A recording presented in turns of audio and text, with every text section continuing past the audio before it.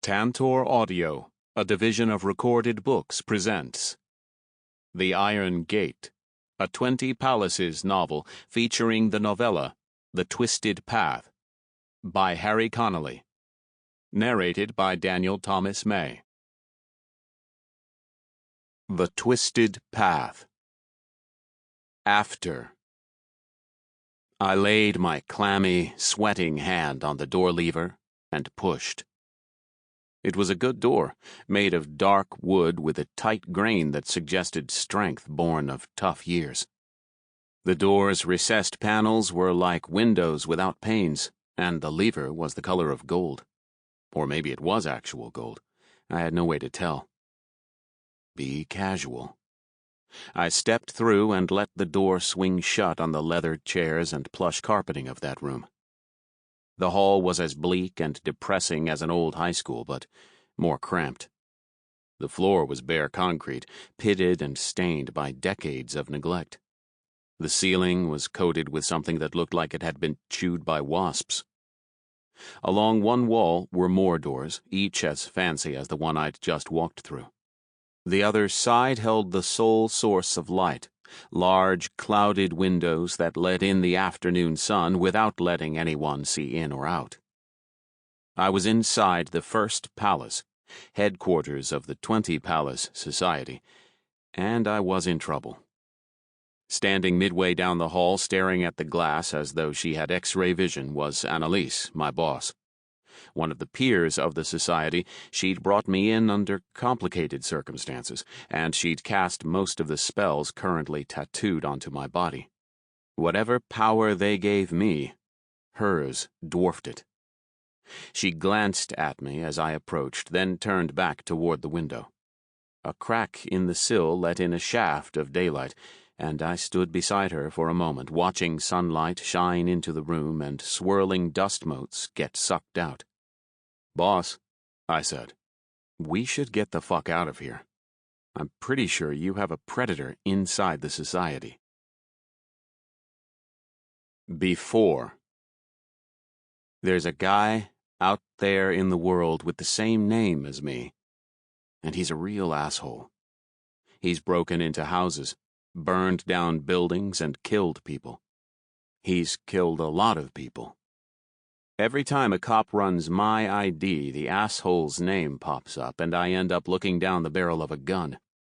Once everything gets straightened out, it's all, "Sorry, Mr. Lilly, but I'm sure you understand." And I do. I really do. The guy they confuse me with has done terrible shit. Then they look me over one more time. They look over my boss. They check out our tattoos, her ragged clothes, and the expressions on our faces. They have second thoughts. For a moment or two, anyway. Could it really be a mix-up? Finally, they shake their heads and walk away. So far, none of them have pulled the trigger. So far. But if one of those cops does finally put a bullet in my brain, I can't exactly say it'd be unfair. That asshole with my name who's done all those shitty things? That's me. My name is Raymond Lilly, and I'm on a twisted path. And according to Annalise, the next step on that path was to get on an international flight. Somehow. But first, Annalise wanted to see Atlanta again, so Atlanta it was. I didn't mind. I liked driving, and the long hours spent riding from LA to the East Coast, not including the little job we did in Vegas, was my idea of relaxation. It was a chance to get my head straight. I needed it. Like I said, I've killed people. Some were friends. We parked her van in the garage of a little house on the outskirts of Macon, sometime before midnight. The place smelled as though the windows had been shuttered for months, but if it bothered Annalise, she didn't show it.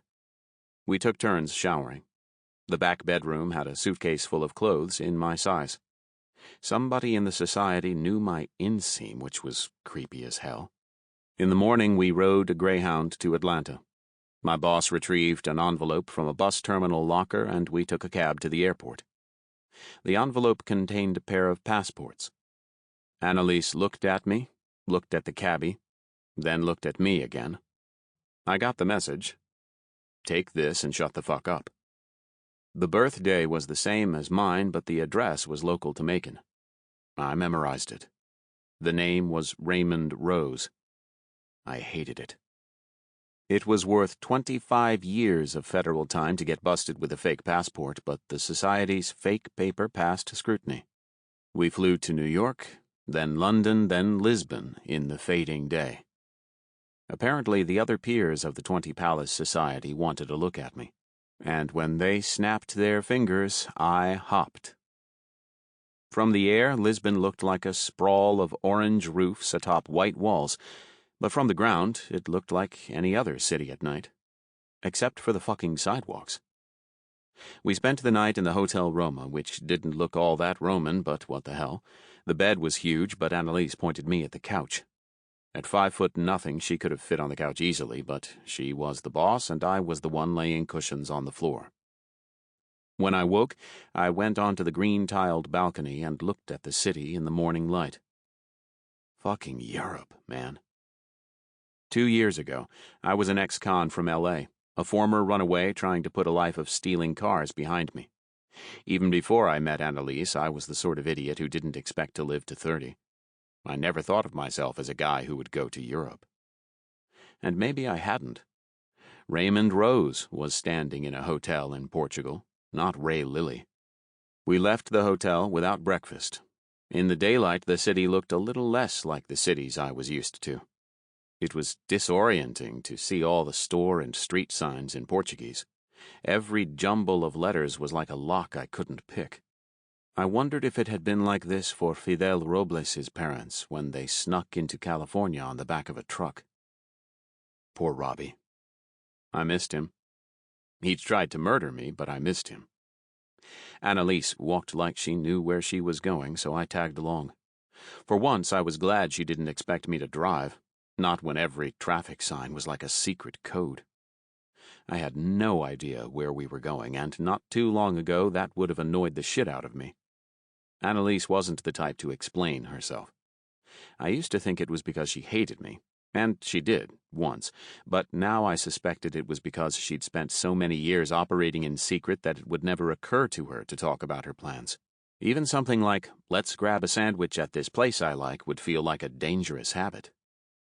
After a little less than half an hour, we turned off the street and climbed a flight of worn stone steps. So many people had stepped in this same place that they had reshaped square-edged granite, or whatever these stairs were made of, into something that looked like melting butter. My boots were scraping a thin layer of molecules off the top, just like thousands of others before me.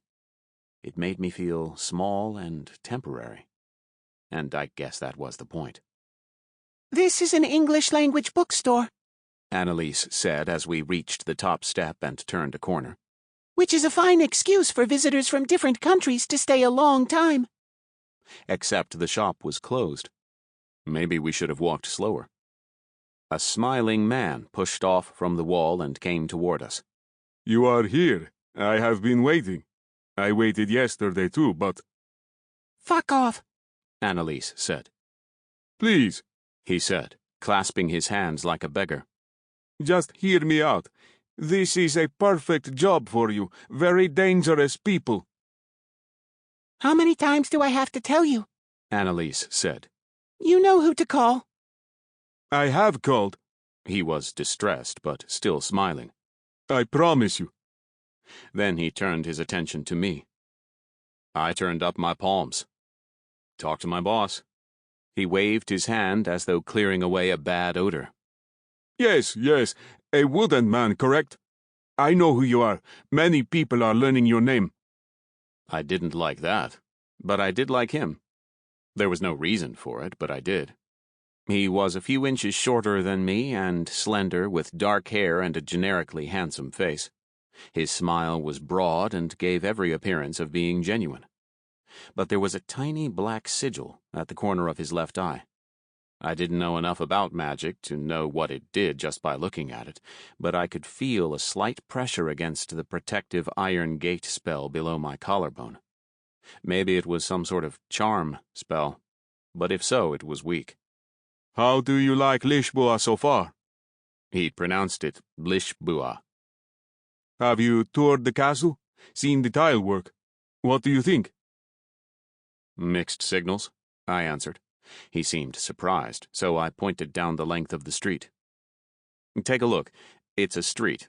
Curb, sidewalk, buildings. Like a wall of buildings 3 stories high that come right up to the edge of the sidewalk. No space in between them. No alleys behind. Just one huge thing that stretches from one end of the block to the other. The whole city looks like this so far. The shops, the apartment buildings, that one across the street that looks abandoned. It's everywhere. With graffiti. In some parts of the U.S., that's how poor people live. Boxy apartment buildings with shit spray painted on the side. Poor people. But then I look around. Everyone coming out of the front doors is dressed for office work. I nodded toward a man in a blue suit. Briefcases. Yes, He said. I lived 2 years in Colorado. Americans like lawns and distance from each other. Quite different. And these sidewalks. I looked down. Instead of the American idea of a sidewalk, smooth ribbons of cement with evenly spaced grooves, we were standing on little yellow diamond-shaped stones, all identical, with narrow gaps between them. The sidewalk didn't crack and buckle. It sagged and rolled like an ocean frozen in time. I hated it without any real idea why I should. This is everywhere, and it's clear this is part of the culture, right? Part of the history. It's probably expensive. Calzada, it is called. In some places, it is like a mosaic. Very traditional and beautiful. Where I come from, sidewalks are only uneven like this because of neglect. That, again, suggests this is a place for the poor, but again, it's not. Mixed signals, it's true. Things are different here. But there are many beautiful... How about this? I will show you Lisboa. You and your peer both, perhaps. The beautiful old buildings, the shopping, the cruise ships. Americans like to see old places, don't they? Tiles, plazas, the castle, all of it. Ancient churches, great shopping.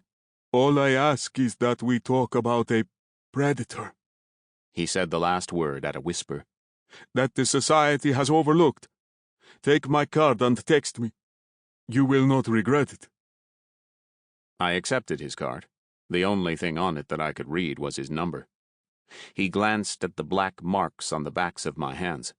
They looked like random shapes, but in fact they were spells, like my iron gate and twisted path. I will expect to hear from you, the guy said as he retreated down the stairs.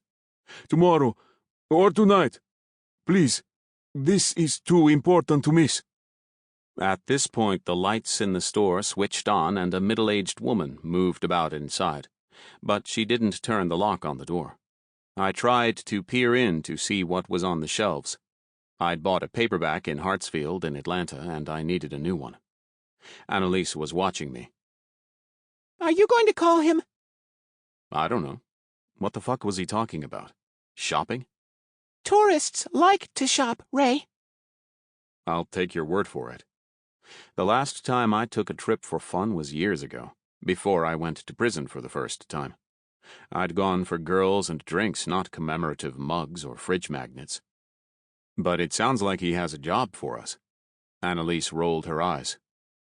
That guy's an ally, isn't he? The 20 Palace Society divided spellcasters into 3 categories. First, there were the rogues, people who cast dangerous magic, especially summoning magic. They were a threat to every living thing on Earth, down to the smallest flu germ. In other words, assholes. Then there were the peers of the society, like Annalise, who hunted them down. But even though the peers fought to protect all of us, you couldn't really call them good guys. Their job was killing, and they weren't super careful about it. That made them a better class of asshole, but still assholes. Finally, there were the allies, low-level spellcasters who abided by the society's rules and helped out on occasion, but who didn't have the power or temperament to be full peers. As long as they did as they were told, they were allowed to live. I'd never met an ally before, so it was too early to tell what grade asshole this guy was. Annalise glanced up at me, then checked to see who was near enough to hear. Yeah, he's an ally. He's also a fucking pest. Are you going to meet him? I can't read anything on this card except the number. I don't even know his name. Let me see. I handed it to her. See this? This is his name. The text she pointed to said, João Fonte Costa. That first name is the Portuguese version of John. If you pronounce it João, you'll be close enough to flatter a guy like him. The woman in the shop threw back the deadbolt and switched the sign to open. We filed in. The shopkeeper must have known my boss pretty well because she didn't make an effort to be pleasant. It was a small shop, which was not a surprise. I tried to move toward the mystery section to replace my airport book, but Annalise caught my elbow and led me toward a circular staircase. It led down.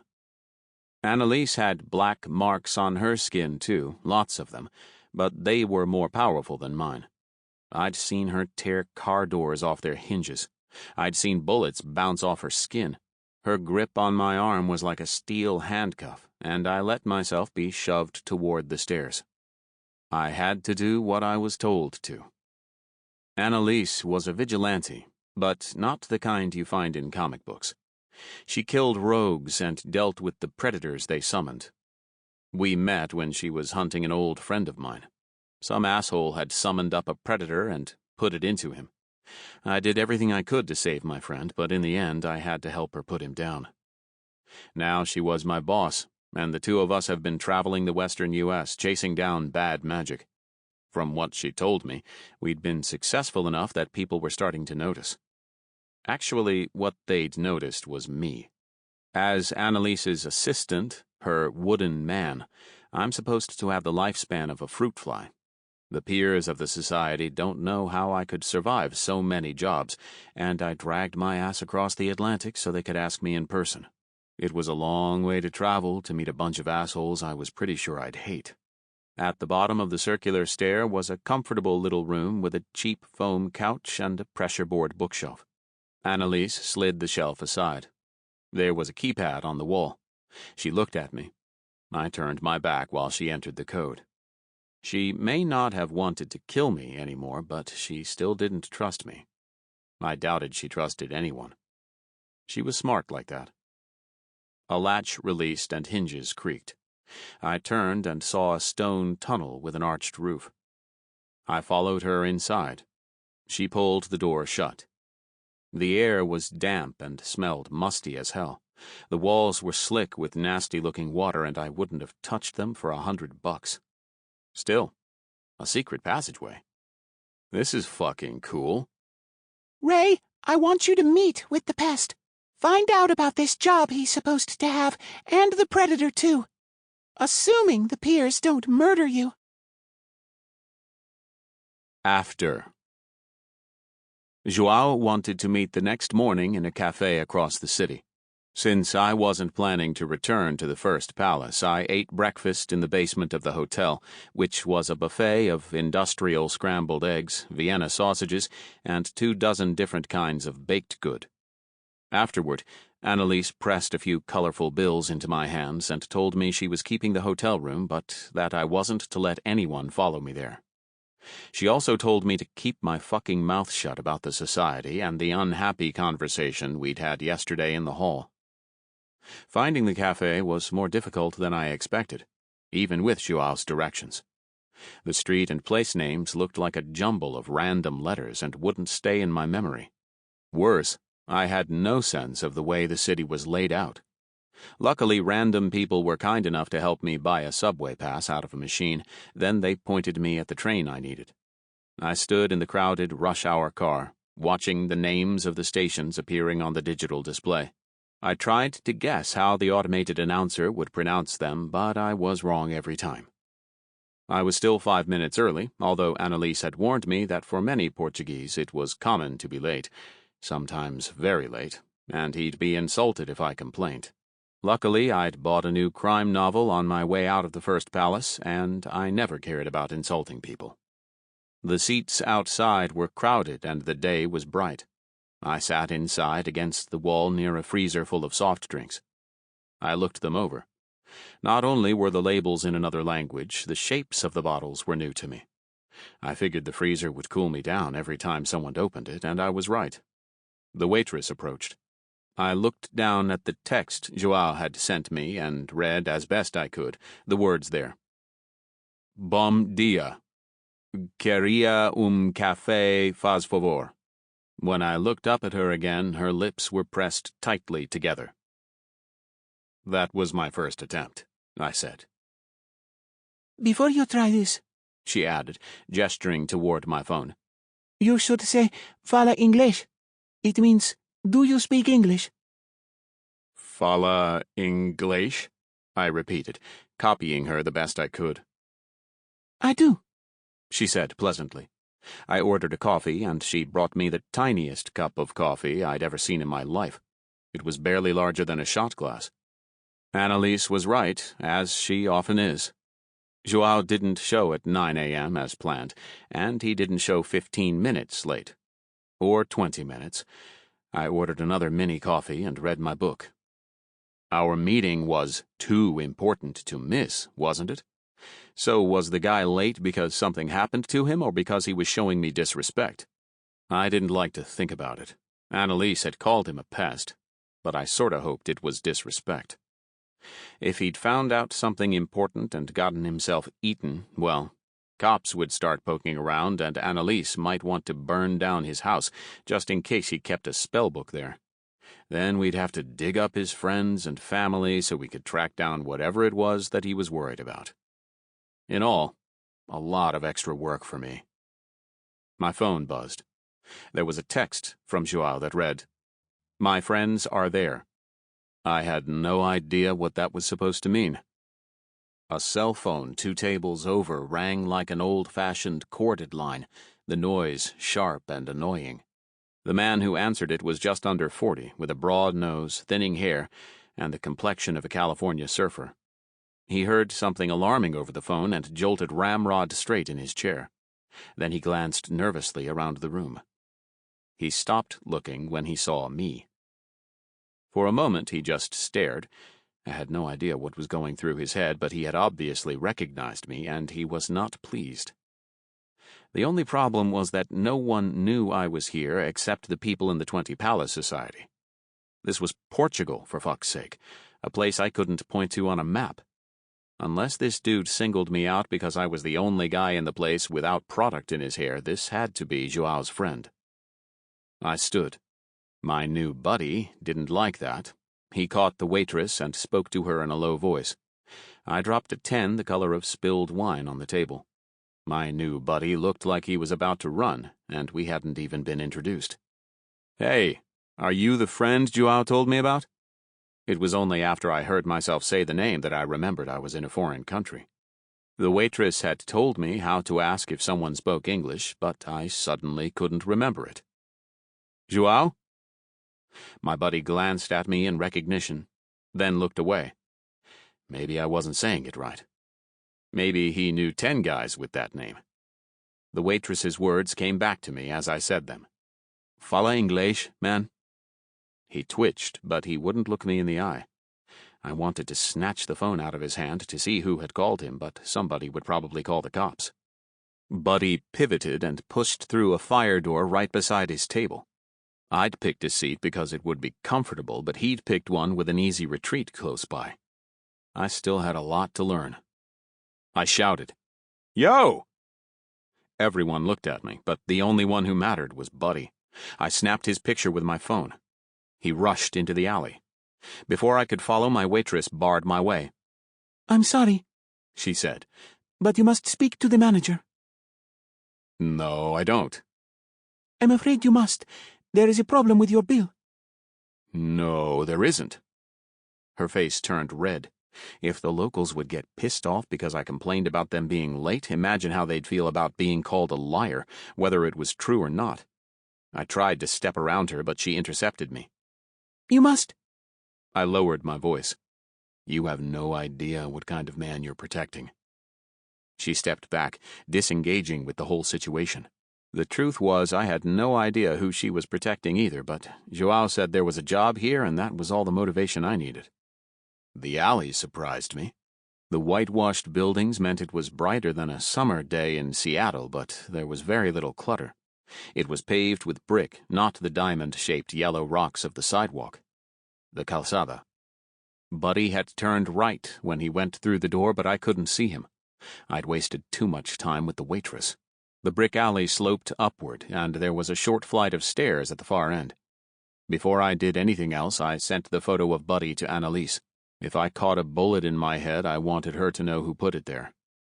I jogged up the alley toward the stairs. I was armed, but not with a gun. In my back pocket was my ghost knife, the only spell I carried that I had cast myself. It was just a few lines of ink on a small sheet of notepaper, reinforced with mailing tape and laminate, but to me it felt alive, like part of my own body. It could cut ghosts, magic, and dead things, which meant in reverse order that the laminated edge of this sheet of paper could split an I-beam in half, destroy anything with magic in it like a sigil or a predator, and when I used it on the living, it cut their spirits, their souls, and made them as docile as a well-fed baby. It was my only real weapon, and I loved it. But I left it in my pocket. If Buddy knew about me, he might know about my magic. Either he was Joao's friend, or he was Joao's mission. I didn't want to run him off before I either talked to him or murdered him. Besides, I was getting pretty good with my ghost knife, and I was feeling cocky.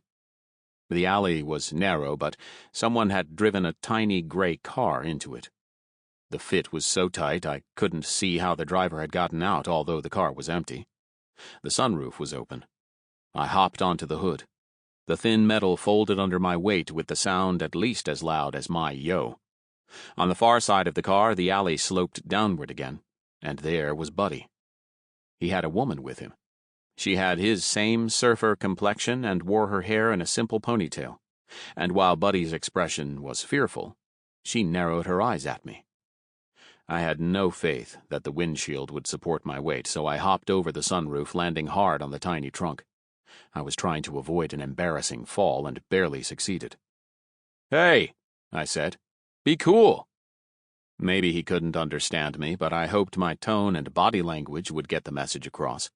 The two of them looked sort of harmless, but in this foreign place I couldn't trust my instincts. "Are you Joao's friends? Joao?" Their expressions made it clear they knew who I was talking about. Buddy's wife laid her hand on her husband's chest and pushed him back. She advanced on me. There was no mistaking that expression. I reached for my ghost knife. The world seemed to slow down. My thoughts raced ahead of what my body could manage, and I urged my arm to move faster. Faster? It wouldn't. At the same time, the alley grew darker and the daylight became reddish. None of the sigils on my chest or arms reacted to it, but this was magic. Buddy seemed to be frozen in place, but his wife was raising her fist toward me. She wasn't holding a gun or a knife. As far as I could tell, she wasn't holding anything, but she didn't have to be. I could feel magic coming off her like sound booming out of an amp. There was no way I could reach my ghost knife before she raised her hand. While I struggled to make my body move, my thoughts raced through the possibilities. Would she throw something? Would she reveal a spell on the palm of her hand? Either way, her skin or the object she was holding would have a sigil inscribed on it, just like my own ghost knife, and it might do anything to me. Set me on fire, put me in a coma, turn me inside out. Anything. I had too much time to think about the hurt that was about to hit me. Still, the muscles in my arm would not move faster, and the ghost knife, which was as much a part of me as my thumb and fingers, lay inert in my pocket even when I tried to call it. There was nothing I could do except watch, and it was my own fault. She spread her fingers with excruciating slowness. There was no enchanted item in her hand and no sigil on her skin. Instead, a pair of lines emerged from her palm like the point of a spear. The lines were reddish silver, and the space between them as pale as ice. The point kept coming, the lines growing wider and wider until they were no longer coming from her hand but from the air around it. More lines appeared, and the spear point became more complex. It was like a crystal. Sample complete. Ready to continue?